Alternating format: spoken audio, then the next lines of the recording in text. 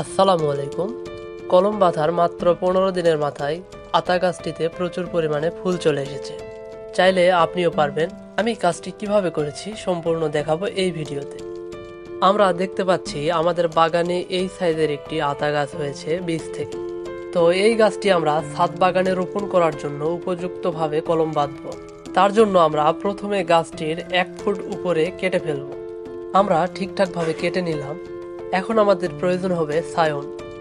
দেখতে পাচ্ছেন আমরা একটি সায়ন সংগ্রহ করেছি। সায়ন সংগ্রহের সময় অবশ্যই আমাদের লক্ষ্য রাখতে হবে যে গাছে প্রচুর পরিমাণে ফল আসে সেই গাছ থেকে সায়ন সংগ্রহ করতে হবে। এখানে আমরা চাচ্ছি সায়ন থেকে যেন 2 থেকে 3টা কুশি বের হয়, সেজন্য 2 থেকে 3টা কুশি রেখে আমরা সায়নটি কেটে নিব। কেটে নেওয়া হয়ে গেলে সায়নটি প্রথমে আমরা হাতে ঠিক এভাবে রাখবো, রেখে উপর থেকে নিচের দিকে টেনে টেনে তির্যকভাবে কেটে নিব। অনেকেই বলে এক টানে কাটতে হবে, যেটা নতুনরা তো একদমই পারবে না, তাই একবারেই কাটতে হবে এমন না, আপনি চাইলে কয়েকবারের চেষ্টায় মসৃণভাবে কেটে নেবেন, এতে কোনো সমস্যা হবে না, কলমটি অবশ্যই সফল হবে। এখন আমাদের সায়নটি ভালোভাবে কাটা হয়ে গেছে। আমরা সায়নটি প্রথমে রুট স্টকের সাথে মাপ দিয়ে নিব। মাপ দিয়ে প্রথমে আমরা নিচের দিকে অ্যাঙ্গেল করে একটু কেটে নিব। এখন আমরা উপর থেকে নিচের দিকে টেনে শুধু বাকলের অংশটুকু কেটে নিব। রুটি স্টক কাটার বেলায়ও যদি একবারের চেষ্টায় ভালোভাবে কাটা না হয়, তাহলে আমরা একাধিকবার চেষ্টা করে ঠিকঠাকভাবে কেটে নিব। আমরা রুটি স্টকটি ভালোভাবে কেটে নিয়েছি। এখন আমরা সায়নটি ঠিকঠাকভাবে বসিয়ে দেব। সায়নটি যদি দুই পাশে ভালোভাবে মিল না হয়, তাহলে আমরা এক পাশে মিলিয়ে দিব। এখন আমরা টানলে লম্বা হয় এমন যে কোনো ধরনের পলি দিয়ে পেঁচিয়ে পেঁচিয়ে লেয়ার করে বেঁধে দেব। এই চ্যানেলটিতে আমরা প্রতিনিয়ত সকল ধরনের ফুল এবং ফল গাছে ভিন্ন ভিন্ন পদ্ধতি অবলম্বন করে কলম বেঁধে থাকি। চ্যানেলটি সাবস্ক্রাইব করে রাখুন, নিত্য নতুন অনেক কিছু শিখতে পারবেন। আমাদের ব্যবহার করা গ্রাফটিং পলিগুলো বাজারের হার্ডওয়্যারের দোকানগুলোতে পাওয়া যায়। কলমটি ভালোভাবে বাঁধা হয়ে গেলে তাপমাত্রা স্বাভাবিক রাখতে এবং বৃষ্টির পানিতে কলমটি যেন নষ্ট হয়ে যেতে না পারে, সেজন্য আমরা কলম বাঁধা অংশটুকু ভালোভাবে ঢেকে দিব। আমরা পলির উপরে একটু জায়গা ফাঁকা রাখবো, কেননা এখান থেকে কুশি বের হবে, এবং কলম বাঁধার অংশ হতে 1 থেকে 1.5 ইঞ্চি আমরা নিচে বেঁধে দিব, কেননা এখানে বাষ্পের পানি জমা হবে। আতা গাছের কলম খুব দ্রুতই সফল হয়। আমরা ঠিক 10 দিন পর এসেছি দেখার জন্য আমাদের কলমটি সফল হয়েছে কিনা।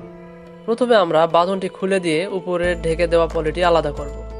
আমরা দেখতে পাচ্ছি আমাদের কলমটি সফল হয়েছে এবং ছোট ছোট কুশি বের হয়েছে। দেখতে পাচ্ছি সবগুলো কুশি বের হয়েছে।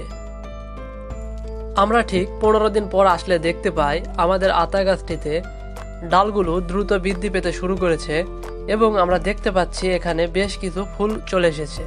দেখুন, আমরা দেখতে পাচ্ছি সবগুলো ডালে আতা ফুল সেট হয়ে গেছে। আমরা চাই যে আতা গাছটি আমরা যেহেতু ছাদে রোপণ করব, তাই যেন ছোট বয়সে এই গাছটিতে ফল চলে আসে। আমরা ঠিক যখন 1 মাস পরে আসি গাছটি দেখার জন্য, তখন আমরা দেখতে পাচ্ছি আতা গাছের ডালগুলো বেশ বড় বড় হয়ে গেছে। তাই এখন চাইলে আমরা গাছটির কলম বাঁধা অংশের বাঁধনটি খুলে দিতে পারি। কলম বাঁধা অংশটি খুব ভালোভাবে জয়েন্ট হয়ে গেছে। এখন যদি আমরা পলিটি আলাদা করে ফেলি, তাহলে আমাদের গাছটিতে কোনো সমস্যা হবে না। প্রথমে আমরা পলিটি আলাদা করে ফেলি এবং দেখতে পাই জয়েন্ট খুব ভালোভাবে হয়ে গেছে। আপনারাও যদি একটু ভালো করে দেখেন, এখন বলাই যায় এটি ছোটখাটো একটি চারা গাছে রূপান্তর হয়েছে, তবে গাছটিতে একটি ফলও সেট হয়নি। আমাদের বাগানেও বেশ কিছু আতা গাছ রয়েছে, কিন্তু এই সময় যে ফুল আসে সেই ফুলগুলো সেট হয় না। ফুলগুলো ঝরে গিয়ে এর পরবর্তীতে গাছে যে ফুল আসবে তখন অধিকাংশ ফল সেট হয়। আমরা যেহেতু গাছটি ছাদ বাগানে রোপণ করব, তাই গাছটি আমরা বড় হতে দিব না। আমরা গাছটিতে কাটিং করব বা প্রুনিং করব। তাই আমরা 4 থেকে 5টি কুশি বেরোনোর জায়গা রেখে গাছটিকে আমরা প্রুনিং করে দিব।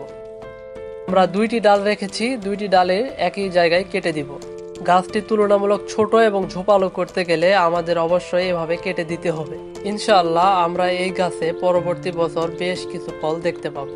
এই ভিডিওটি যদি আপনার ভালো লাগে তাহলে একটি লাইক দিবেন। আপনার কোনো মতামত থাকলে কমেন্ট বক্সে লিখবেন এবং চ্যানেলটি সাবস্ক্রাইব করতে ভুলবেন না। ধন্যবাদ।